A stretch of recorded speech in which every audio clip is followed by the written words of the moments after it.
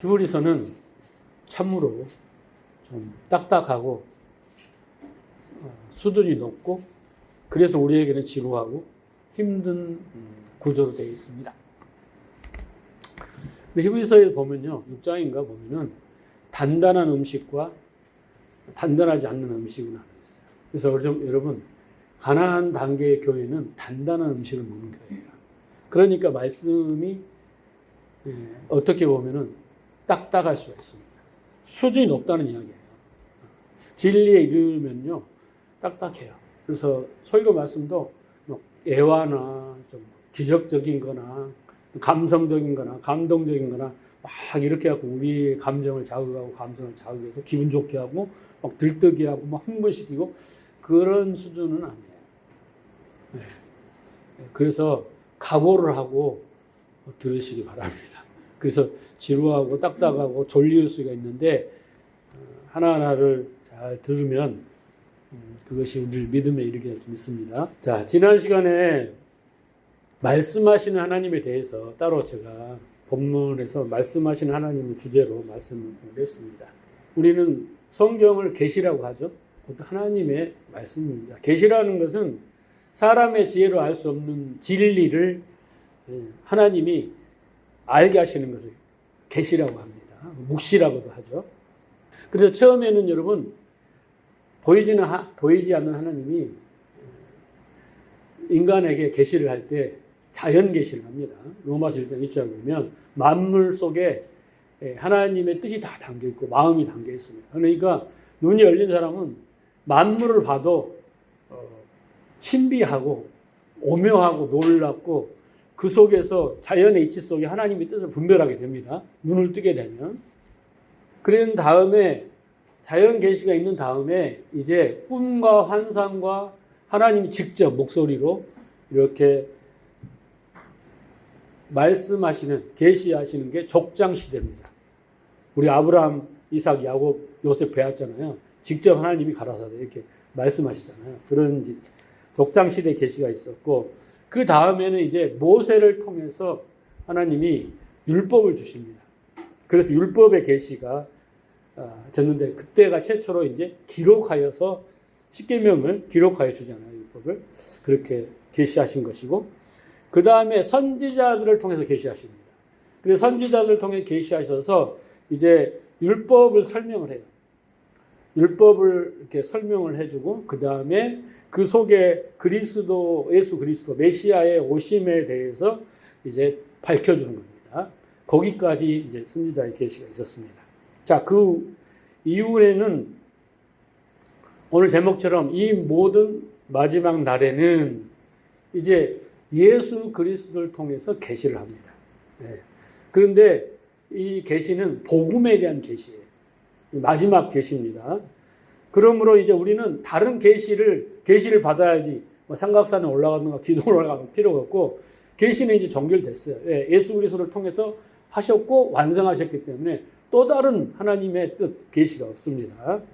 이제 우리가 이제 할 건 뭐냐면 예수 그리스도를 통해서 계시가 됐는데 그 계시를 예를 들어서 족장 시대나 만물이나 족장이나 선지자를 통해서 계시를 했는데 알아들어서 못 알아들었어요. 못 알아들어서 문제가 생겼잖아요. 예수님 오기 전까지.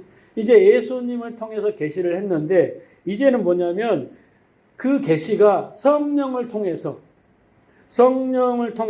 진리가 되도록 우리에게 그렇게 해서 우리가 그것을 믿음이 되어서 믿음으로 살도록 그 계시를 따라 그 일만 남았어요. 이제 아시겠죠? 그러면 하나님의 계시 그 말씀의 핵심은 뭐냐? 그것은 성경인데 성경의 주제를 크게 하나님에 대하여 그 다음에 하나님 나라에 대하여 하나님 백성에 대하여 이 세 개가 큰 주제예요. 성경의 주제는. 그리고 그 핵심은 이 하나님에 대해서 알고 하나님 나라에 대해서 알고 하나님 백성에 대해서 아는 거예요. 그런데 그렇게 하나님의 백성이 어떻게 되느냐? 그걸 내가 그 백성을 만들겠다라는 것이 하나님의 언약입니다. 그래서 그 언약이 옛 언약, 구약과 신약으로 나눠지게 되어 있습니다. 그래서 하나님의 언약은 뭐냐? 나는 너희 하나님이 되고 너희는 내 백성이 되게 하겠다라는 하나님의 스스로의 약속입니다. 그래서 하나님의 백성은 이제 구약에는 상징과 그림으로 보여졌지만 예수 그리스도로 말미암아 거룩하고 흠없는 하나님의 아들들, 그걸 뭐라고 그랬어요? 의인이라고 그랬잖아요.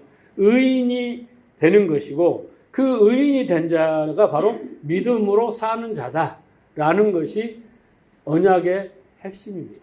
성경의 큰 얼개인 거예요. 이것을 놓치면 안 됩니다. 자, 에레미야 31장 32절을 보면 이 언약은 내가 그들의 조상들의 손을 잡고 애굽 땅에서 인도하여 내던 날에 맺은 것과 같지 아니할 것은 내가 그들의 남편이 되었어도 그들이 내 언약을 깨뜨렸음이라 여호와의 말씀이냐. 그래서 구약 시대에 하나님이 언약을 주셨는데 그들이 언약을 마음에 새기지를 못했어요. 그 언약을 기억하지 못했고 언약이 뭔지도 그냥 언약을 자기들이 하려다가 못한 거잖아요. 그랬어요. 자, 33절. 그러나 그날 후에 내가 이스라엘 집과 맺은 언약은 이러하니라. 그래서 그 언약이 깨트려진 이후에 하나님이 새 언약을 맺습니다. 그게 신약입니다. 그 언약은 뭐냐? 곧 내가 나의 법을 그들 속에 두며 그들의 마음에 기록하여 나는 그들의 하나님이 되고 그들은 내 백성이 될 것이다. 그래서 하나님이 어떻게 내 백성을 만드시는가 자기의 그것은 나의 법을 그들 속에 대고 그들의 마음에 기록하는 방식으로 이제 하나님이 백성을 만들겠다라는 것입니다. 그렇게 되면 그들이 다시는 각기 이웃 형제들에게 가르쳐 너는 여호와를 하지 아니하며 이 작은 자로부터 큰 자까지 다 나를 알기 때문이라. 그렇게 되면 내가 그들의 악행을 사하고 다시는 그 죄를 기억하지 않으리. 이게 바로 구원이며 용서입니다. 그러니까 이제 마음에 새겨서 하나님이 그 율법과 그 율법을 마음에 새긴단 말이에요. 하나님 계시를 마음에 새겨서 그것이 진리가 되게 되면 사람들이 야 하나님 좀 알아라 이렇게 말하지 않고 어린아이부터 어른들까지 깨달은 자들은 다 하나님을 알고 하나님의 뜻을 알고 하나님 나라를 알고 하나님 백성이 되는 게 뭔고 하나님의 계획이 뭔지를 다 알게 된다는 거예요. 어떻게? 마음에다 새겨주면. 이해하시겠죠? 그래서 이제 나의 법을 그 속에 두고 그들의 마음에 기록해요. 그렇게 하는 것이 누구냐면 예수 그리스도로 말미암아 하겠다라는 거예요. 그 전에는 안 했어요. 그냥 가르쳐주기만 하셨잖아요. 그렇죠? 그래서 이제 이 언약이 율법이 우리 마음에 새겨지게 되면 이제 우리가 하나님을 알게 됩니다. 하나님 나라를 알게 됩니다. 하나님 백성이 되는 길을 알게 됩니다. 그렇게 알게 됨으로써 이제 거룩하고 흠없게 되는 거예요. 의인이 되는 겁니다. 믿음이 되는 거예요. 그것을 이제 어떻게 해요? 예수 그리스도를 통해서 마지막 날에 선포하시고 이루신다라는 것이에요. 이해하셨죠? 그러면 이제 하나님의 언약이 우리에게 성취되어야 되잖아요. 하나님이 계획과 방법을 다 알려줬잖아요. 그리고 예수 그리스도를 통해서 이루셨잖아요. 2000년 전에. 그러면 이제 우리는 하나님의 계시, 그 하나님의 언약이 우리한테 어떻게 이루어져야 하는가라고 한다면 자, 에베소 4장 13절 보세요. 우리가 다 하나님의 아들을 믿는 것과 아는 일에 하나가 되어 온전한 사람이 되는 거예요. 어떻게 돼야 돼요? 그 아들을 예수 그리스도를 어떻게 해요? 믿는 것과 아는 것이 하나가 되는 과정이 있어야 되는 거예요. 그래야 우리가 의인이 되는 겁니다. 하나님의 백성이 되는 거예요. 거룩하고 흠없게 되는 거예요. 온전한 사람이 되어 그리스도의 장성한 분량에 충만한 데까지 하나님 계획과 뜻의 일까지 이른다라는 겁니다. 그래서 우리는 예수님이 그리스도이고 메시아이고 하나님이시고 하나님의 아들이라는 것을 믿는 거예요. 이건 뭐냐면 지식이에요. 지식적으로 알아야 된단 말이에요. 그 아는 거 뭡니까? 이 알다라는 그노시스라는 다른 것은 인식, 완전 식별, 전적으로 알게 되다. 그건 뭐예요? 지식에만 머무르지 않고 이게 마음에 새겨지는 거예요. 이게 마음에 새겨져서 진리가 돼버려. 그러면 너 예수가 그리스도인 거 부인해, 구원자인 거 부인해. 난 못해요. 마음에 새겨져서 죽이려면 죽이세요. 이렇게 된다는 거예요. 절대 마음에 새겨지면 우리는 진리를 따라 사는 존재잖아요. 참이라는 걸 믿고 사는 존재잖아요. 거짓말을 누가 믿고 살아요? 모르니까 속는 거지만은 진리를 알고 사는 사람들이잖아요. 그렇게 된다는 거예요. 그럼 예수 믿지 마. 교회 다니지 마. 그래도 아니야. 나는 끝까지 예수를 믿고 나는 교회를 다닐래. 이렇게 되는 거예요. 진리가 되면은. 믿음에서 떠난 사람은 그렇게 안 된 사람들이겠죠? 자, 그런데 문제는 예수님 오시기 전에도 그랬지만 예수님 당시에도 그랬을 것이고 지금도 그 예수란 분이 역사적인 예수, 인간 예수가 성육신하신 하나님이 성육신하신 하나님이 육신의 몸을 입고 왔다. 이 교리, 이 지식을 이해를 못하는 거예요. 그 신비인데 이해를 못하고 믿지 않는 사람이 많다. 겁나게 많다. 여러분들 중에서도 이해는 안 되지만 믿어져서 믿은 사람도 있고 믿어야겠다고 믿은 사람도 있겠지만은 이해가 안 돼. 우리는 이해가 돼야 믿는 건데 저도 이해가 안 돼요, 여러분. 어떻게 하나님 영적인 존재가 육신의 몸을 입고 왔느냐. 이해가 안 되잖아요. 그러니까 하나님이 인간의 몸을 입고 오셨다. 인간인 예수가 나는 하나님과 하나다. 이런 말들을 이게 존재론적 관점에서 이해하기 어렵고 믿기 어려웠어요. 그 당시에 지금 히브리 기자가 히브리서를 쓰는 당시에 유대교에서 개종한 그리스도인들이 있을 거 아니에요. 그런 사람들. 그 주위에 있는 사람들이 몰랐단 말이에요. 이해를 못한단 말이에요. 그래서 이런 자들을 위해서 히브리서 기자는 예수님이 누구신가를 이제 설명하고 있는 거예요. 그게 히브리서예요. 그게 히브리서입니다. 그래서 오늘 본문에 보면 예수님을 다양한 모습으로 설명합니다. 여기 보면 만유의 상속자로 세우시고 그로 말미암아 모든 세계를 지으시고 그 다음에 하나님의 영광의 광채시요 본체의 형상이시요 그 능력의 말씀으로 만드신 만물을 붙드시며 죄를 정결케 하시는 분이고 높은 곳에 지극히 크신 위에 우편에 앉아 계신 분 7가지로 예수 그리스도를 소개하고 있어요. 지식을 주는 거죠. 그러면 여러분 이것이 우리에게 진리가 되고 깨달음이 돼야 돼요.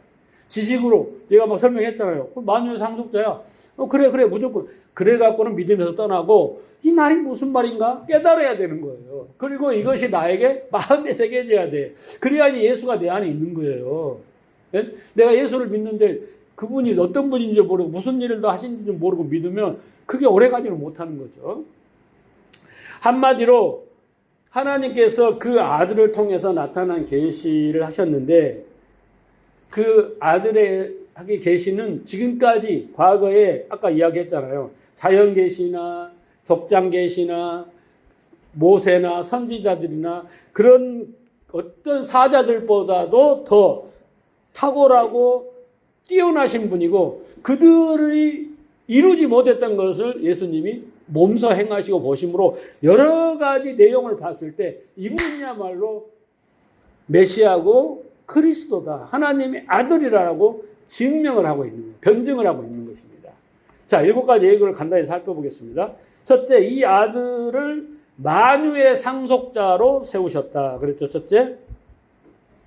상속자에게는 뭐 있습니까, 여러분? 상속을 받으면 상속은요, 권세를 가지고 통치권을 가지고 여기 원문에는요, 이 뜻이 뭐냐면 기업을 물을 자라는 뜻입니다. 만물의 상속자라는 뜻이. 그렇게 상속자로 임명하셨어요. 네. 그러니까 예수님은 하나님과 어떻게 동등하다 그랬잖아요. 그죠? 동등하고 신이면서 인간이면서 또 중보자이십니다. 그리고 이 만물의 상속자, 만물을 통치하시는 모든 것을 다스리시는 그런 자로 임명하셨다라는 것이요. 예수님이 육신을 몸을 입고 이 땅에 오셨을 때 하나님은 그 육신의 예수에게 이렇게 만유 상속자로 인정하셨어요. 권세와 특권과 능력을 주셨다라는 거예요. 자, 마태복음 28장 18절 예수께서 나와 말씀하시되 하늘과 땅의 모든 권세를 내게 주셨으니, 자, 육신의 역사적 예수가 딱 그러는 거예요. 나는 하나님의 모든 하늘과 땅의 권세를 하늘과 땅의 권세를 모두 가진 사람이 누구예요? 하나님이에요. 감히 누가 어떻게 인간 이런 이야기를 할 수 있겠어요? 자, 요한복음 5장 22절 아버지께서 아무도 심판하지 아니하고 심판을 다 아들에게 맡기셨다. 심판하는 권세도 가지셨어요. 자, 빌립보서 2장 10절 하늘에 있는 자들아 땅에 있는 자들과 땅 아래에 있는 자들이 모두 무릎을 예수 이름 앞에 꿇게 하시고, 하나님 그렇게 하셨어요. 이게 상속자, 만유의 상속자로 임명하셨어요. 하나님 임명하셨는데, 그렇죠? 그렇게 하셨다는 거예요. 그래서 예수 그리스도는 스스로 하늘과 땅의 모든 권세를 갖고 막 심판의 권세를 가졌고 막 내 앞에 다 절해라 막 이런 존재가 아니라 하나님께서 합법적으로 최종적으로 만물을 다스리고 통치하시고 만물의 주인이시고 모두가 그 앞에 무릎을 꿇게 하시는 하나님이다라는 것을 인정하시는 거죠. 그렇게 하셨다는 거죠. 자, 또 그로 말미암아 모든 세계를 지으셨다 그랬잖아요. 자, 예수 그리스도를 통하여 이 보이지 않는 나라에서 이 보이는 나라를 하늘과 땅을 만드셨다는 거죠. 자, 요한복음 1장 1절 태초에 말씀 계시니라 이 말씀이 하나님과 함께 계셨고 이 말씀은 곧 하나님이다. 그래서 하나님이 예수님이 말씀이라고 그랬죠. 그가 태초에 하나님이 계셨고 만물이 그로 말미암아 지으신 바 되었으니 지은 것이 하나도 그가 없이는 된 것이 없느니라. 사도 요한은 어떻게 알았을까요? 예수님이 육신의 몸을 입고 왔는데 어떻게 이분이 하나님이시고 말씀이시고 이분이 이 세상 만물을 창조했다고 어떤 발상을 했을까요? 계시를 받았겠죠. 하나님이 알려주지 않으면 알 수가 없어요. 그렇잖아요. 이치적으로 이 사람이 기적을 일으키고 막 뭘 하는 거 보니까 선지자야 분명히. 그 수준에 머무르지 않고 이분이 하나님이야. 말씀이세요. 이분이 창조주야 라고 삼위일체를 이렇게 깨뚫어 버렸다는 거잖아요. 사도 요한이 쓴 거 아닌가? 네, 이랬다는 거예요. 자, 골로새서 1장 7절 또한 그가 만물보다 먼저 계시고 만물이 뒤에 있었으니까 만물 창조한 거죠. 만물이 그 안에 섰느니라. 그러니까 무슨 말이에요? 만물이 그 안에 섰다는 거예요. 예수님이 그 만물을 창조하시고 만물을 지탱하신다라는 뜻입니다. 그러니까 예수님은 창조 세계 안에 속한 피조물이 아니시고 하나님의 창조 사역의 주인공이시고 만물보다 먼저 계셨으니까 만물을 창조하신 분이다 라는 것입니다. 골로새 1장 16절 만물이 그에 의해 창조되되 그랬잖아요. 하늘과 땅에 보이는 것들과 보이지 않는 것들과 혹은 보좌나 주관자나 정사나 권세 만물이 다 그로 말미암아 그를 위하여 창조됐고 하나님이 뜻을 뭔가 뜻하는 것을 위해서 창조됐다는 거예요. 목적을 가지시고 그 말이에요. 그래서 예수 그리스도는 뭐라고 했어요? 그로 말미암아 모든 세계가 지었다. 그러니까 이걸 쓰시는 분들이 기자들이 대단한 분들이잖아요. 우리가 어떻게 그런 발상을 할 수 있겠어요? 근데 그분들은 그걸 다 깨달았다는 거잖아요. 자, 만물을 창조하신 분이고 믿으시기 바랍니다. 자, 이는 하나님의 영광의 강체시요 본체의 형상이다. 누가? 예수 그리스도가. 여러분, 영광의 광채다라는 거 보세요. 영광이라는 뜻은 뭐예요? 영광이라는 건 뭐냐면 하나님의 임재. 구약에는 여러분 하나님의 임재, 그 존귀함, 그 다음에 그 신적 위엄, 그 능력이 나타나는 것을 하나님의 영광이라고 그랬어요. 하나님이 시내산에서 어떻게 나타나요? 빽빽한 구름으로 나타나시고 또 어떤 번개와 천둥으로 하나님의 임재의 상징이 있어요. 그죠? 불로도 나타나시잖아요. 모세에게. 막 여러 가지 현상으로 나타나잖아요. 이렇게 하나님의 어떤 것이 나타나는 것을 하나님의 영광이라고 했습니다. 여기서 광채는 뭐냐면 빛이잖아요. 빛이 나나 빛남 발산된 광이. 근데 이것은요 반사체가 아니고 광채라는 것은 반사체가 아니고 원천에서 나오는 빛을 말하는 거예요. 그죠? 태양이 있어. 달이 있어. 그러면 달은 뭐예요? 반사체예요. 하나님이 우주로 설명을 하잖아요. 태양이 나고 이 달은 빛을 받아는 반사체로 밝아진 거잖아요. 근데 빛의 원천이시다. 이게 광채란 말이에요. 그런 뜻입니다. 그러니까 예수님은 하나님의 임재와 그 유형과 능력과 종기와 모든 것을 드러내시는 영광의 광채다. 그렇잖아요. 그러니까 빌립이 아버지를 좀 보여주세요. 하나님을 보여주세요. 그랬더니 네가 나를 알지 못하느냐? 나를 본 자가 아버지를 보았다. 그러니까 예수님은 하나님이 우리에게 하나님을 보여주시는 본체인 거야.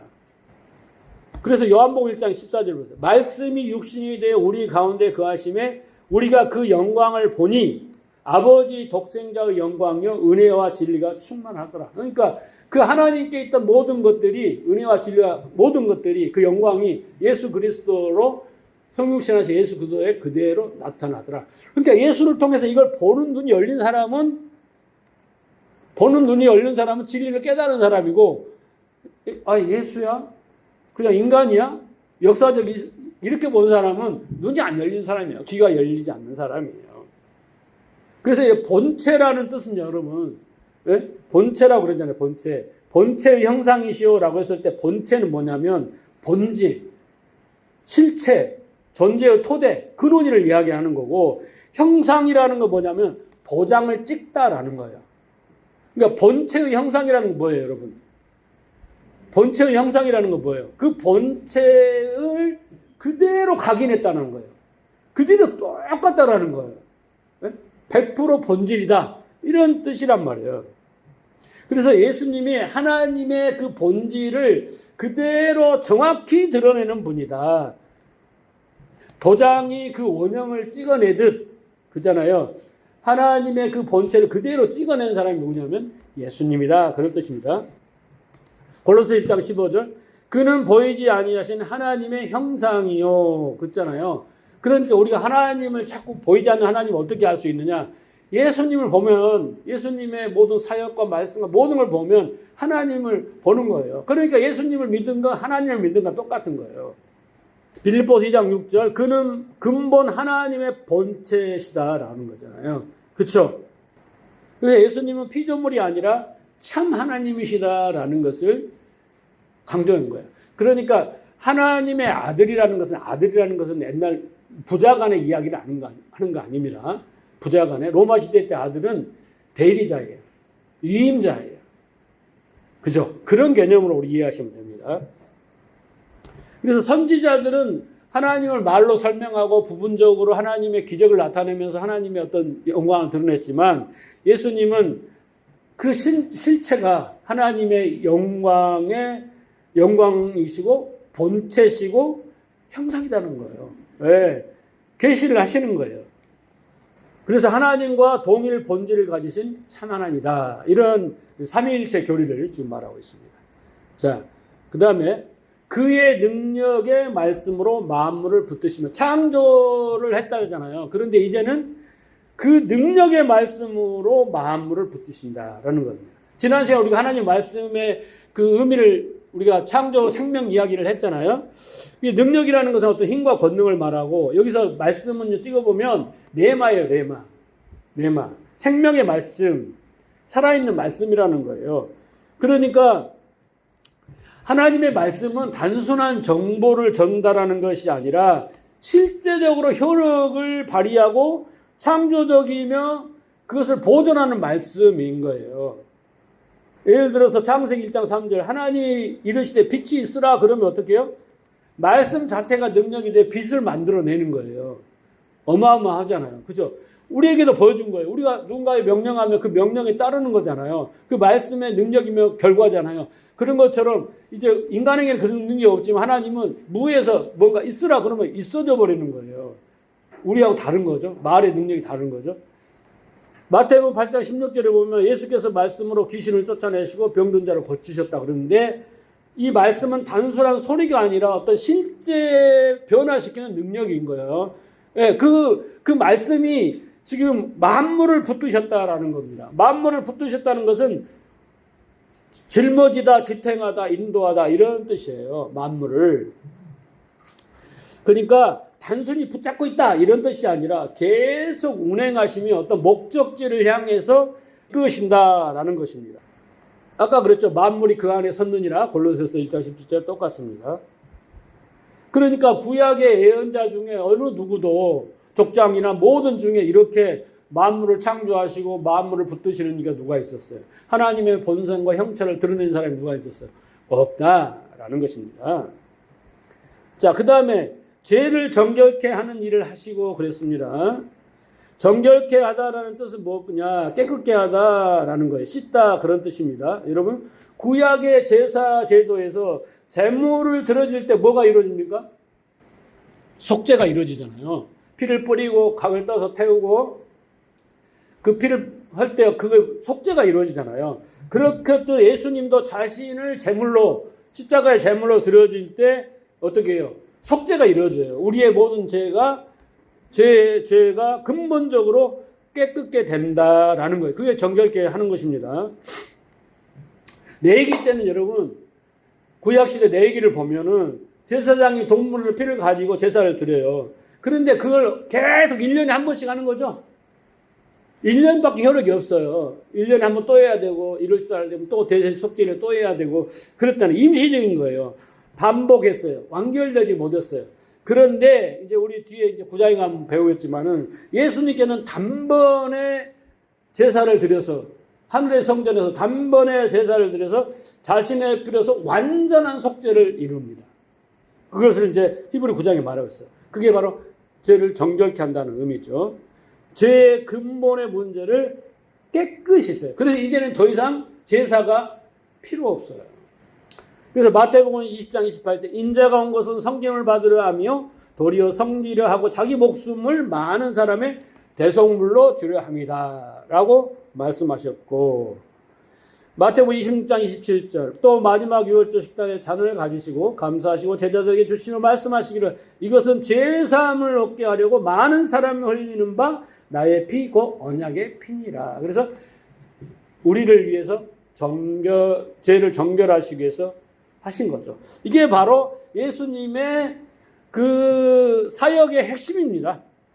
예수님이 많은 일을 하셨지만은 마지막 결정타는 십자가의 죽으심이요. 이 죄에 깨끗하게 정결하게 하시기 위해서입니다.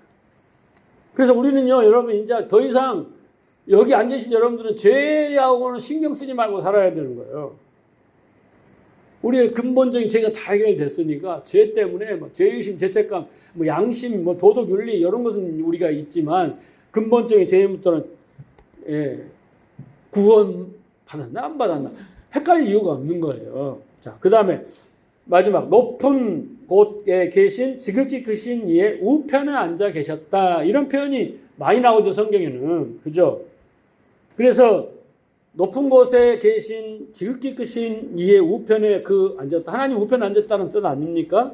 그래서 이것은 예수님의 승천, 그리고 이제 오른편은 뭐냐면 권위와 능력, 그리고 앉으셨다. 그건 과거거든요. 이루어진 겁니다. 다 이루어졌습니다. 그래서 예수님이 하나님 우편에 앉았다는 것은 단순한 휴식이 아니에요, 여러분. 네? 휴식이 아니에요. 어떤 데는 오른편, 우편에 서서 계신다 이런 건데 그것은 어떤 통치, 그리고 어떤 권능과 권세를 가지고 통치하시는 거예요. 예수님이 지금은 휴식을 하는 게 아니라 무엇을 하고 계신지 아세요?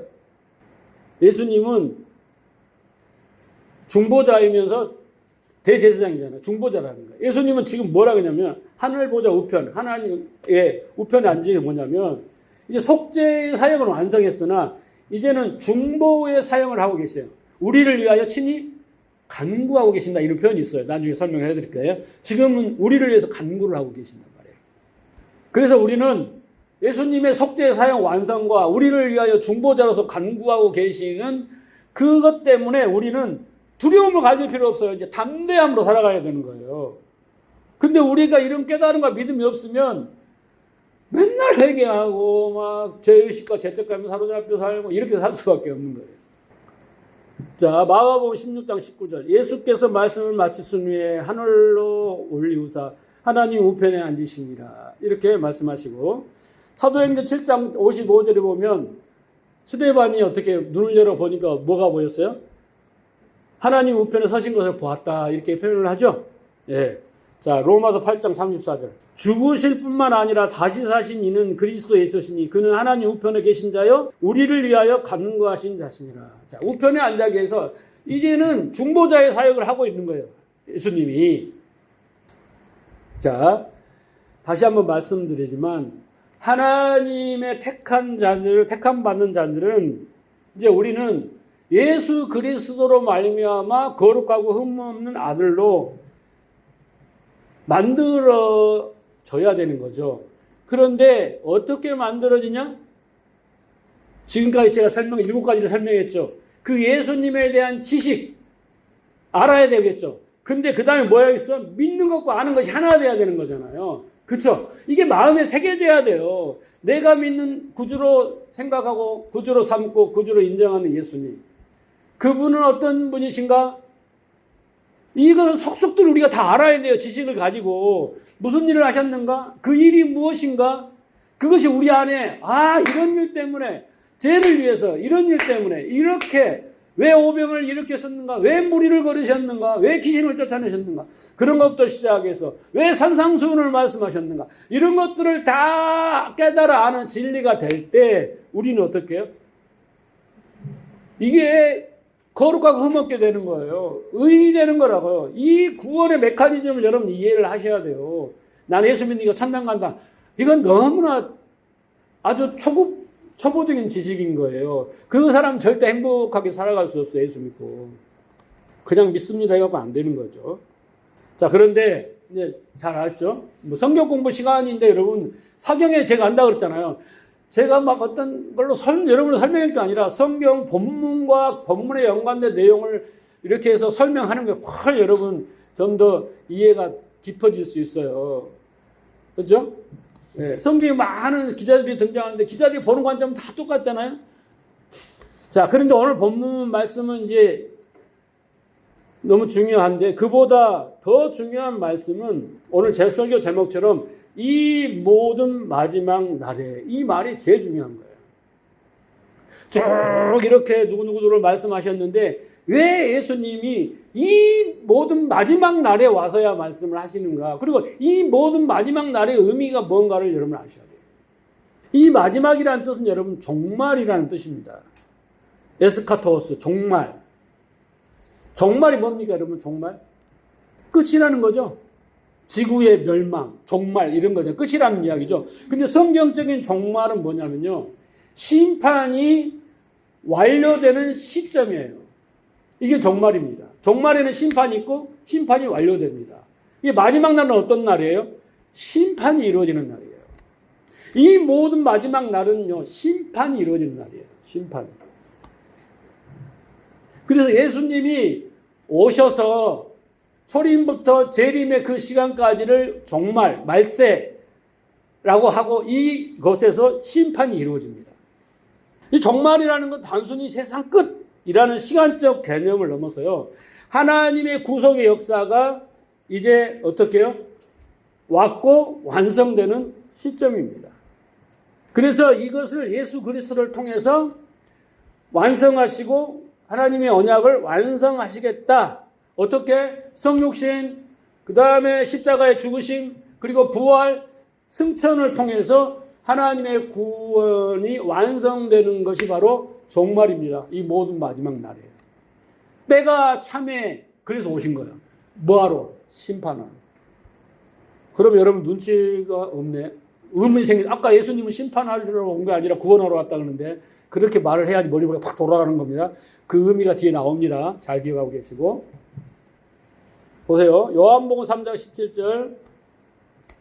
하나님이 그 아들을 세상에 보내신 것은 세상을 심판하려 하심이 아니요. 이게 나오잖아요. 그로 말미암아 세상이 구원을 받게 하려 하심이라. 자, 요한복음 12장 47절. 사람이 내 말을 듣고 지키지 아니할지라도 내가 그를 심판하지 아니하노라. 내가 온 것은 세상을 심판을 하며 세상을 구원함이로라. 야, 여러분 잘 들으세요. 아까 뭐라고 했어요? 종말은 뭐 하는 것이에요? 심판을 받는 기간이에요. 그런데 예수님은 뭐라고 했어요? 나는 심판을 하지 않았다. 이렇게 말을 합니다. 세상을 뭐 하러 왔다? 구원하러 왔다. 근데 하나님은 어떻게 때가 차서 심판하려고 예수님을 보낸 거 아닙니까? 그러면 잘 들어요. 자, 다시 한번 해석해 드릴게요. 하나님의 아들을 세상에 보내신 것은 세상을 심판하려 하심이 아니라, 근데 심판을 받죠. 그러면 이 심판은 어떤 심판이에요? 마지막 심판은 어떤 심판이에요? 이 심판은 둘째 사망입니다. 둘째 사망이에요. 둘째 사망에는 천국과 지옥으로 나눠져서 끝나는 거예요. 그렇죠? 사망이 뭐예요? 첫째 사망이 있고 둘째 사망이 있고 첫째 부활이고 둘째 부활이 있잖아요. 그러니까 예수님은 둘째 심판을, 둘째 사망을 그걸 하러 오신 분이 아니에요. 그러면 뭐라고 했어요? 그로 말미암아 세상을 구원하는 거예요. 이게 뭐예요? 첫째 부활입니다. 구원은 뭐예요? 첫째 부활이에요. 첫째 부활. 생명의 부활로, 심판의 부활로 나오잖아요. 첫째 부활인 거예요. 자, 그 다음에 사람들이 내 말을 듣고 지키지 아니할지라도 내가 그를 심판, 이게 무슨 심판이에요? 둘째 사망입니다. 둘째 사망을 하지 아니하러, 내가 온 것은 세상을 둘째 사망에 이르게 하는 게 아니라 그 전에 세상을 구원, 첫째 부활시키러 온 거예요. 첫째 사망한 자들을. 이해하시겠죠? 그러니까 나는 여기를 멸망시키러 온 게 아니라 첫째 부활, 택한 자들을 첫째 부활시키러 온 거예요. 여러분, 이 세상은 죄악이 가득하여 심판을 받아야 할 것이죠. 그렇죠? 그렇지 않습니까? 처음부터 어떻게 했어요? 공허와 혼돈과 흑암이 깊은 어둠이에요. 생명이 없어요. 죄악이 가득해요. 그런데 여러분 보세요. 어둠들이 죄인인지도 모르고 지옥인지도 모르고 살아가는 거예요. 그게 뭐냐면 첫째 사망의 상태인 것입니다. 그렇죠? 그런데 이제 때가 참에 마지막 날에 예수께서 오셔서 빛으로 이 어둠의 정체를 드러내시는 거예요. 이게 바로 뭐예요? 첫째 심판인 거예요. 심판. 예. 이게 첫째 부활이에요. 이게. 뭘 심판해요? 어둠을 심판하는 거예요. 죄를 심판하는 거예요. 근데 우리는 까막눈이 해가지고 하나님도 알지도 못하고 하나님을 찾지도 않고 자기가 하나님인 줄 알고 막 살았어요. 이건 지옥인지도 모르고 막 살았단 말이에요. 예. 그것이고 바리새인들은 어떻어요? 여기가 자기들이 뭐 의인인 줄 알고 그렇게 살았잖아요. 그런데 예수님이 딱 오셔서 빛이 딱 오시니까 어둠이 정체가 딱 드러나는 거예요. 이게 뭐예요? 심판이 심판. 첫째 부활이라면 여기서 깨어난 사람이 어떻게 되겠습니까? 심판으로 말미암아 이제 어떻게 해요? 구원받는 사람은 첫째 부활에 이르고 구원을 받지 못한 사람은, 첫째 부활에 이르지 못한 사람은 영원한 멸망으로 들어가는 거예요. 이렇게 분리된 상태를 종말이라고 하는 거예요. 종말. 첫째 부활, 첫째 사망, 첫째 부활, 둘째 사망, 둘째 부활 잘 이해하시죠? 계시록에 다 나와 있습니다. 자, 이 마지막 날에 이 예수 그리스도로 말미암아 하나님이 어떤 자들을, 택한 자들을 어떻게 해요? 구원하신단 말이에요. 눈을 열어서, 귀를 열어서 그 빛으로 생명을 줘서 어둠을 알게 하시고 죄를 알게 하시고, 그렇잖아요? 예, 그렇게 하는 거예요. 어떤 사람에게는 심판이 되고 어떤 사람에게는 구원이 되는 거예요. 이해하시겠죠? 이 종말과 구원을 잘 보여주는 게 성경에는 몇 가지 사건이 있습니다. 그 중에 이 종말의 모형이 뭐냐면 노아 홍수 사건을 우리가 이해를 하면 이 구원의 메커니즘을 잘 이해할 수 있습니다. 노아 홍수 사건을 여러분 보면서 의문 들었던 게 뭐예요? 나는 의문을 가졌었어요. 아니, 그 많은 인류가 있었을 텐데 얼마나 있었는지 모르지만은 그 중에 딱 8명만 구원하는 거야. 그 많은 사람을 창조하고 그 인류의 역사가 그렇게 많이 가서 흘렀을 텐데, 그잖아요? 그런데 왜 8명만 구원하는가? 이런 의문은 안 해봤어요, 여러분? 그러면서 하나님은 노아에게 은혜를 베푸셨다는 거잖아요. 그래서 방주를 짓게 하시고 8명 가정들과 가축들만을 이제 구원하셨다 그러잖아요. 그죠? 왜 어떤 사람에게만 은혜를 베풀었을까? 여러분, 이걸 한마디로 뭐라고 하냐면 하나님의 주권이라고 이야기하는데, 하나님이 은혜를 주실 자에게 은혜를 주시고 은혜를 주시지 않는 자에게는 은혜를 주시지 않는 것을 결정하는 것은 하나님의 주권이에요. 그런데 하나님의 창세전에 택한 자들에게 은혜를 주셔요. 근데 그걸 하나님의 주권이라고 그래. 근데 왜 택한 자들에게만 주냐 이거예요. 그 이유가 뭔가 여러분 그걸 아셔야 돼요. 어떤 자들은 이렇게 말해요. 야, 나머지 8명 빼고는 너무 그 사람들에게는 억울하지 않아? 불공평하다. 너무 하나님 부당하신 게 아니야? 이렇게 말하는 사람들이 있는데 이것을 바로 인본주의자라고 합니다. 하나님의 뜻이 중요하지 않고 하나님 중요하지 않고 인간의 생각이 중요하다라는 거예요. 그거 인본주의자입니다. 우리는 인본주의자가 아니잖아요. 우리는 거기다 대고 하나님이 무슨 계획과 뜻이 있었겠지. 우리가 깨닫는 게 중요해요. 하나님이 그만한 사람을 다 물에 쓸어 죽이고 8명만 구할 때는 그만한 이유가 있었고 그만한 뭔가 가르침이 있었기 때문에 하신 거잖아요. 그렇게 그 일을 감수하고 인간들에게 욕을 먹어갈 줄 알면서도. 예. 근데 우리는 그 뜻을 분별하는 게 중요하지. 잘했니 잘못했니 뭐 부당하니 뭐 왜 그렇게 불공평하다 이렇게 말해서는 안 된다는 거예요. 그래서 하나님이 8명을 살려냈다는 의미는 우리가 잘 알아야 돼요. 나머지 많은 사람들이 다 살 자격이 있는데 또 불구하고 그걸 무시하고 8명만 살려냈다라는 것이 맞을까요? 틀릴까요? 나머지 사람들도 살 만한 자격이 다 있어. 구원받을 만한 자격이 다 있어. 그런데 그걸 무시하시고 얘 중에도 똑똑하고 훌륭한 사람도 없고 착한 사람도 많은데 다 무시하시고 하나님 마음에 든 사람 8사람만 구원했다. 이런 논리를 전개하는데 이게 맞아 틀려요. 당연히 틀리죠. 당연히 틀려야죠. 생각해 보세요. 하나님이 모든 사람들을 다 살 자격 있는 사람을 만들어 놓고 거기서 하나님이 기호에 맞고 말 잘 듣고 아부도 잘하고 충성도 잘하고 순종 잘하고 이렇게 흡족한 많은 사람을 그런 사람만 뽑아내 살려내자? 아닙니다. 그렇게 생각하는 게 얄팍한 생각입니다. 여러분 원래로 가봅시다. 영혼이 있고 영혼에서 하나님의 말씀으로 이 세상을 창조했어요. 하나님의 계획과 목적에서 창조가 이루어집니다. 그러면 영혼의 세계에서는요, 인간이 존재합니까? 안 존재합니까? 없어요. 아무것도 없어요. 하나님만 존재하십니다. 나머지 존재라는 거 없어요. 하나님 홀로 존재하시는 거예요. 이 영혼의 세계에서는. 그러면 신이라는 개념 자체는요, 모든 존재에는 다 부정당하는 거예요. 신만 존재하는 거예요. 자, 그런데 하나님이 거기 죽어있는 다 없어요. 생명이 없는 세상이에요. 세상을 먼저 창조하셨잖아요. 근데 거기에서 하필이면 하나님이 흙이요. 더스트, 먼지, 아담아. 그 흙에다가 하나님이 빚어가지고 뭔가를 부어가지고 생명을 만들어내는 거예요. 하나님이. 그리고 존재를 만들어냈어요. 그 이유가 뭡니까? 그것은 원래는 없었는데 다 죽어야 되는 어떠한 것에서 하나님이 그 먼지인데 거기에서 하나님이 뭔가 생명을 만들어내어 발생하게 했다. 그러니까 하나님이 했다.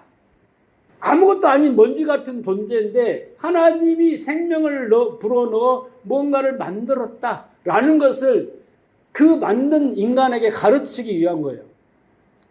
알겠어요? 그래야 인간은 자기의 실존과 실상을 알게 되면 하나님 앞에서 복받은 자가 어떤 자라 했어요? 엎드려야 되는 거예요. 그걸 깨달아야 되는 거예요, 인간이. 근데 인간이 사탄이 어떤 존재입니까? 북극성에 올라 하나님과 비기리라 이렇게 돼버리면 인간은 인간이 아닌 거예요. 죽어 마땅한 인간이죠. 하나님이 그래라고 만든 게 아니거든요. 예? 근데 하나님보다 조금 못하게 만드셨다, 인간을. 그 어마어마한 인간이 하나님 앞에 엎드려야 되고, 자기는 뭔지라는 걸 알아야 되고, 하나님으로부터 빚어졌다는 걸 알면서 자기의 하나님 앞에 대고 입장과 태도를 취해야 되는데, 그걸 교만이라는 건 뭐예요?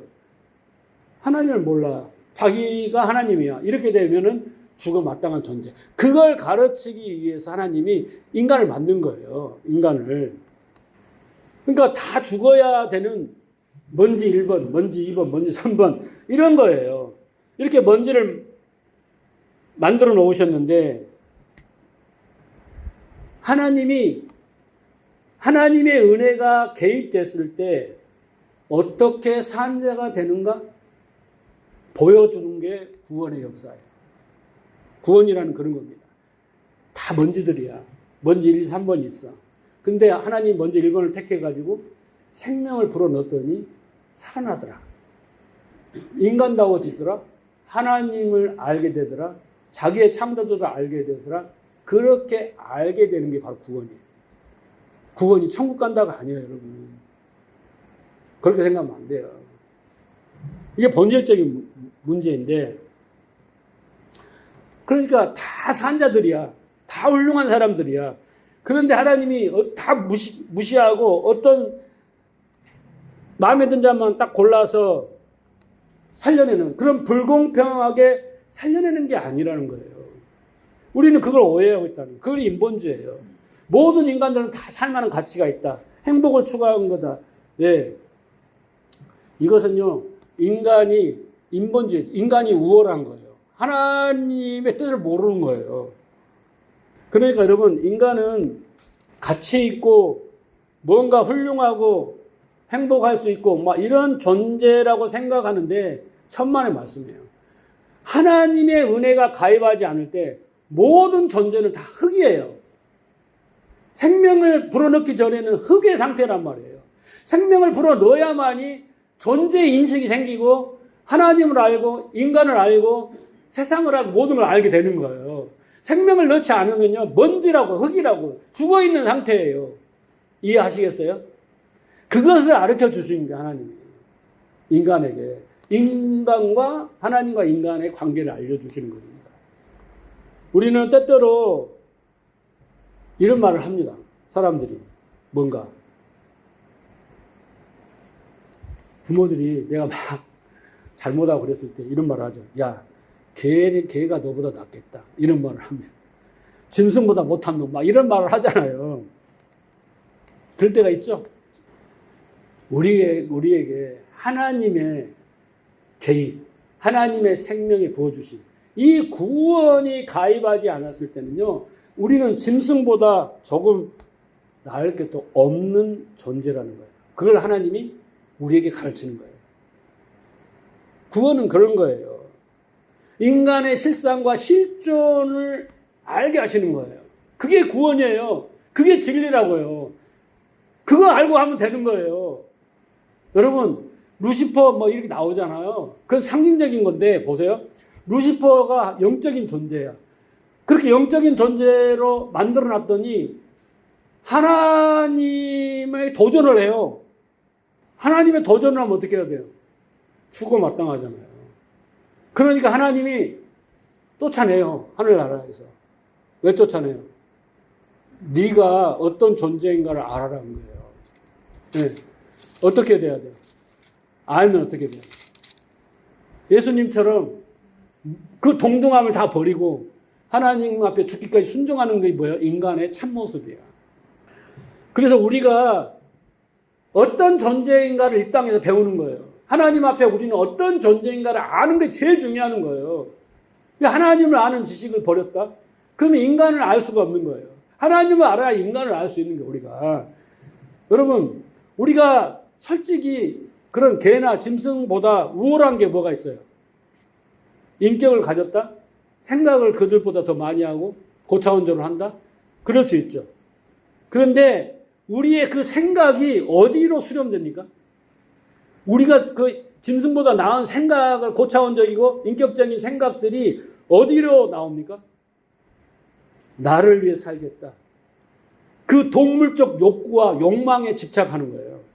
그렇잖아요. 먹고 마시고 싸고 입고 여기에 머리를 쓰고 탈세를 하고 권력을 동원하고 막 해가지고 결국은 나라는 이 몸뚱이 그 명예, 권력, 부귀영화 이런 것에 이 욕구가 동물의 욕구하고 똑같은 거예요. 그러니까 우리가 짐승하고 비교하면 목사님 어찌 그럴 수 있습니까 하면 까놓고 이야기해보면 우리의 그 생각이 인격이 결국은 마지막에는요. 우리 지금 많은 법정 앞에 선 사람들 막 청문회 이런 데도 보잖아요. 추악한 모습들을 보잖아요. 고상한 인간들이 얼마나 좋은 옷을 입었을 때는 고상한 인간이지만 그 속성들을 다 보잖아요. 어떻게 하면 내가 행복할까? 어떻게 하면 나는 행복할까? 우리 자식들, 우리 심지어 우리 가족, 우리 교회 밖에 몰라요. 다 거기에 집착해 있는 거예요. 짐승이 안 그래요? 짐승 우리보다 더해요. 자기 새끼를 위해서 목숨까지 내렸잖아요. 자, 그런 티끌들에게 하나님이 어떤 무리들에게 은혜를 베풀었다는 것은 하나님 은혜가 가입하여 산다는 것이 뭔가를 가르쳐 주시는 거예요. 그게 구원입니다. 구원이에요. 그리고 자기들이 가치 있다고 그렇게 주장하면서 자기 마음대로 막 그렇게 살아가는 것이 얼마나 그 먼지들의 종말이 어떻게 되는가. 그것이 이제 심판인 거예요. 심판인 거예요. 그걸 알게 하는 거예요. 성경의 말씀을 보면 이해하지 못한 말씀 중에 이런 말씀이 있어요. 너는 차라리 나지 않는 게 나을 뻔했다. 예수님 그런 말씀 아시죠? 이게 무슨 말입니까? 그것은요, 하나님의 은혜가 가입하지 않으면 너는 아무것도 아니다 라는 뜻이에요. 너는 왜 태어났니? 뭐 그런 말이 아니라 비유의 말씀인데, 네가 하나님의 은혜, 하나님의 생명이 들어가지 않으면 너는 살아있지 않는 죽어있는 흙과 진배가 없다라고 말씀하시는 거예요. 차이가 없다는 거죠.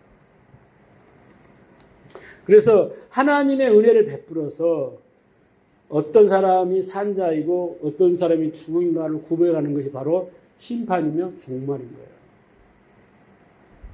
그죠? 종말인 거예요. 그래서 지금은 예수님이 완성했잖아요. 심판과 그 구원이 일어나고 있는 시간이에요. 종말이에요. 저 천국에 가서는 이루어지는 게 아니라 여기서 이루어지는 거예요. 저 위에서는 둘째 사망, 둘째 사망이에요. 거기서 갈라지는 것만 했지 뭐가 이루어지는 게 아니라 여기서 다 정해진다고요. 정해지는 거예요. 그러면서 우리는 이 종말 가운데 구원받는 자들은 이 말씀을 통해서 하나님이 왜 그렇게밖에 하실 수 없는가? 왜 8명밖에 나머지는 다 그렇게 그 이유를 아는 거예요. 그러면서 내가 그 8명 속에 들어있다는 거 이것에 감사하고 감격하는 거예요, 여러분. 그 깨달음을 주시고 알게 하시고 이 종말 가운데 나를 이 심판 첫째 부활의 자리로 인도하시고 했다라는 것에 감격해야 되는 거죠. 그래서 구원이라는 것은 여러분 우리의 어떤 실력과 능력과 좋은 사람이고 착한 사람이 이것이 문제가 아니에요. 그 사람이 이 세상에서 어떤 자로 평가받나 이게 중요한 게 아니에요. 내가 이런 존재이기 때문에 내가 저쪽으로 뛰어가 들어가면 죽는구나. 도피성 있잖아요. 그리 내가 달려가야 사는구나. 그런 것처럼 내가 저리 뛰어들어야 아니면 저 방주를 타지 않으면 내가 큰일 날 뻔했구나. 이것을 배우고 깨닫는 것이 성도의 신앙생활인 거죠. 여러분, 아브라함을 보세요. 아브라함 때에 아브라함은 누구의 후예냐면 노아의 세 아들이 있었잖아요. 셈, 야벨, 함. 그때 셈의 후예예요. 갈대아 우르로 가서 살았지만 아브라함은 셈의 후예입니다. 셈 중에서 다 우상을 섬기고 셈족들이 다 우상을 섬기고 살았어요. 대표가 누구예요? 아브라함이 데라 아닙니까? 아버지. 아브라함도 아버지도 그 우상을 만들어 판던 자예요. 그러니까 그 셈족들이 다 그렇게 살았다는 이야기 아닙니까? 그렇죠? 다 죽었어요. 하나님이 가만 안 뒀으면 그 셈의 후손들은 다 우상을 섬기면 다 먼지와 티끌처럼 망가 죽는 거예요. 그런데 그 중에서 제일 보잘것없는 자식도 없는 그 먼지 아브라함을 하나님이 찾아가셔서 내가 너의 복의 근원으로 만들어줄 거야. 그래서 너의 아비 번독 집을 다 끊고 떠나라. 내가 하나님이 이제 너에게 새로운 가정을 만들어서 너를 비롯된 그 가정 말고 너로 말미암아 다 죽은 흙들을 살려서 새로운 가정을 내가 만들어줄게 라고 약속을 하신 거예요. 괜히 외견이에요. 창세전에 택했기 때문에.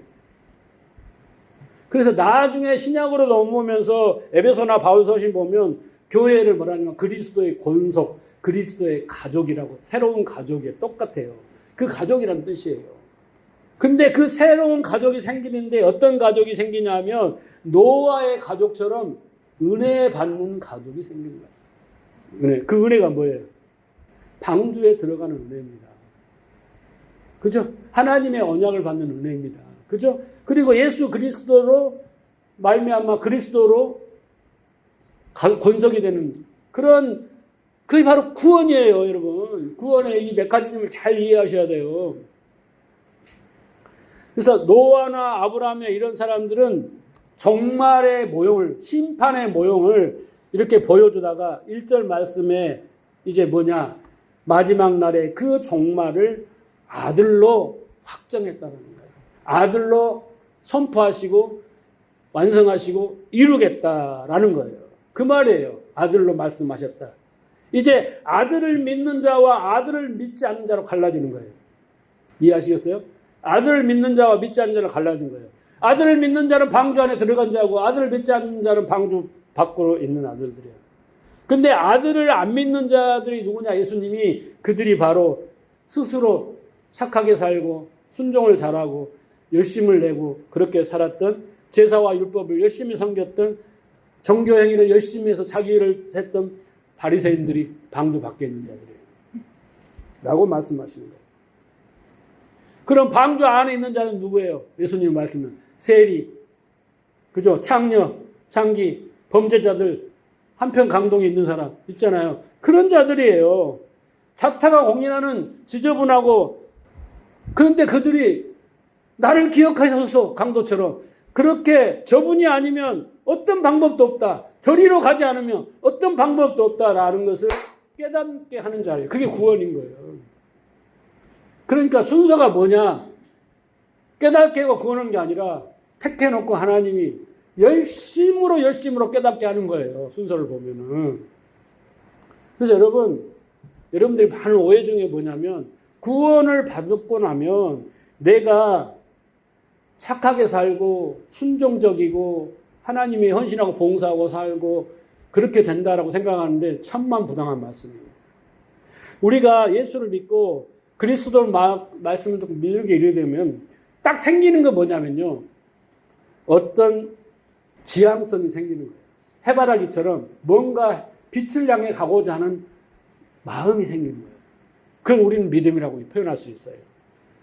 우리가 오해하는 건 뭐냐면, 예수를 믿게 되면은, 구원을 받게 되면 내가 착하게 살 수 있는 능력이 생긴다 이렇게 생각해요.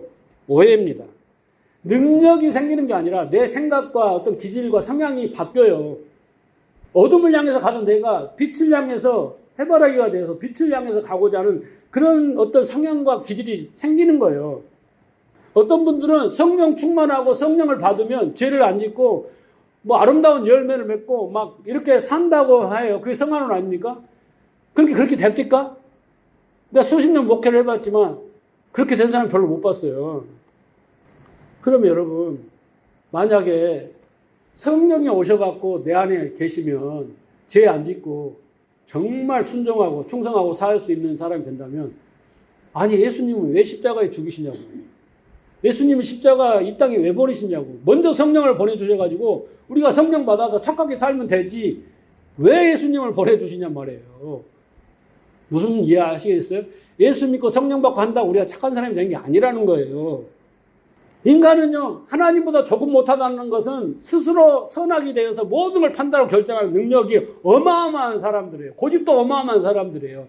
이 사람들을 살리는데 그렇게 만들어진 시간이 수십 년이 되고 이렇게 돼서 그렇게 굳은 견고한 지인들을, 이걸 여러분 구원받았다고 되겠어요?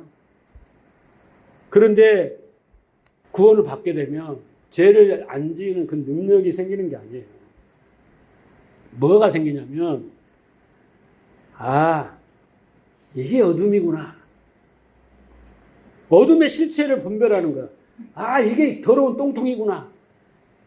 아, 이런 것이 자꾸 알아지는 거예요. 그래서 내가 어둠에 가지 말아야지. 그 똥통에서 발을 빼야지. 이렇게 빨리 씻고 씻어야지. 이런 성향이 생기는 거예요.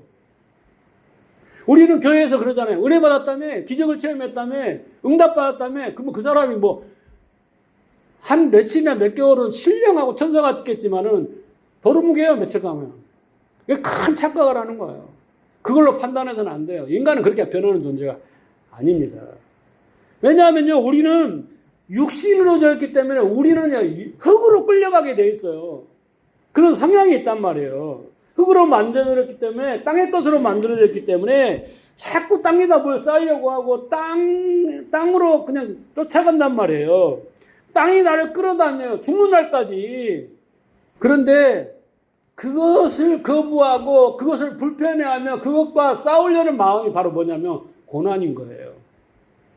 그게 고난인 거지 다른 게 고난은 아닙니다, 여러분. 그 고난을 통과하면서 나는 거기 똥통에 발을 담고 싶지 않는데, 나는 그렇게 거짓말하고 싶지 않은데, 나는 어쩔까 막 이런 것을 알기 시작하면서 괴로운 거예요. 그러면서 나는 공간 사람이구나. 이걸 아는 거예요. 그러면서 인간이 이런 거죠, 하나님. 그럼에도 나를 붙들어 주시고, 네? 나에게 그렇게 하나님을 살고자 하는 마음을 요만큼 주시니까 크게 감사한 거예요. 그잖아요? 그래서 우리는 점점 깨달은 거예요. 이런 나를 살리시기 위해서 예수님이 십자가에 죽을 수밖에 없고, 그런 숫자 수모로 내 걸 다 담당할 수밖에 없고, 그러면서 하나님의 도움을 구하기 시작하는 거예요. 하나님을 의지하기 시작하는 거예요. 그 자들이 정말 이 마지막 날에 아들로 말미암아 말씀하신 하나님의 뜻을 분별하는 자들이에요. 그렇게 된 자들. 그들이 방주에 들어온 자들이에요. 여러분, 예수를 믿으셔야 돼요. 그런데 우리는 나를 너무 믿어요. 네? 요즘 오직에서야 확증평양 이런 말들이 유행하는데, 너무 우리는 이 견고한 진의 확증평양에 나 자신을 너무 믿고 내 판단을 너무 믿고 내 생각이 진리가 되어 사는 사람들이 너무 많아요. 네. 그러니까 예수를 믿는다는 그 자체는요, 그 단어하고 자체가 뭐냐면 나의 믿음을 내려놓는 거예요. 나의 생각을 내려놓는 거예요. 내 판단을 내려놓고 예수의 말씀을 붙잡는 것이 나를 안 믿는 거예요. 예수를 믿는 거란 말이에요. 더 이상 나를 섬기지 않고 주님을 따르는 거예요. 그게 자기 부인이면 자기 십자가를 지는 거예요. 이런 성향이 생기는 거예요. 그런 마음이 점점 더 커지는 거예요. 그래서 아까 그랬잖아요. 하나님의 아들을 아는 것과 믿는 것이 하나가 되면 이렇게 되는 겁니다. 그게 바로 온전한 사람이에요. 그것을 어떻게 해요? 이 종말 안에 가운데 하나님이 하시겠다는 거예요. 예수님이 와서 하시고 이제 성령이 오셔서 그것을 우리에게 적용시켜서 깨닫게 하시고 점점 장성한 분량에 이르게 하겠다라는 거예요. 여러분, 이 신앙의 구원의 메커니즘과 신앙의 원리와 방향이 뭔가를 알고 신앙생활을 해야지 와서 뭘 막 주세요 마세요 그런 게 아니란 말이죠. 그래서 여러분, 이 모든 마지막 날에 우리가 할 일이 무엇이겠습니까? 아들로 말씀하신 그 하나님의 말씀의 진리를 잘 분별해서 하나님의 은혜를 알고 그렇게 아들을 믿는 자가 되어야 되는 거예요. 아들을 본받겠다? 작은 예수가 되겠다? 그따위 소리 하지 마세요. 솔직하게. 그런 거 나서지 마시고요. 아들을 믿으세요. 나를 믿지 말고 아들을 믿으세요. 나를 섬기지 말고 주님을 따르세요. 예. 그 믿음이 이럴수록 우리는 자기 부인과 자기 십자가를 지게 돼 있어요. 그래서 바울이 말한 대로 우리는 믿음에서 떠나지 않고 그 믿습니다 믿음에서 벗어나서 이제는 진짜 믿음에 이르게 되는 거예요. 이 모든 마지막 날에 그것이 이루어져야 돼요. 그 열매가 우리에게 있어야 돼요. 그래서 우리는 어떻게 보면 정말 복받은 자들이에요. 예, 하나님의 은혜를 알고 우리가 아까 제가 말했지만 가나안 단계의 이 신앙생활에서는 영적 싸움을 싸워야 한다고 그랬잖아요. 진리의 싸움을 싸워야 된다고 그랬잖아요. 무엇을 하냐 안 하냐 하세요 마세요가 아니라 우리는 이렇게 말씀을 듣고 딱딱한 말씀을 듣고 깨달아 점점점 해바라기 빛을 향하여 가는 해바라기가 돼서 하나님을 말씀 사모하며 점점점점 그렇게 알아가면서 더 하나님 앞에 말씀과 기도로 나가는 자들 부디 그런 여러분 되시기를 주님을 축복합니다.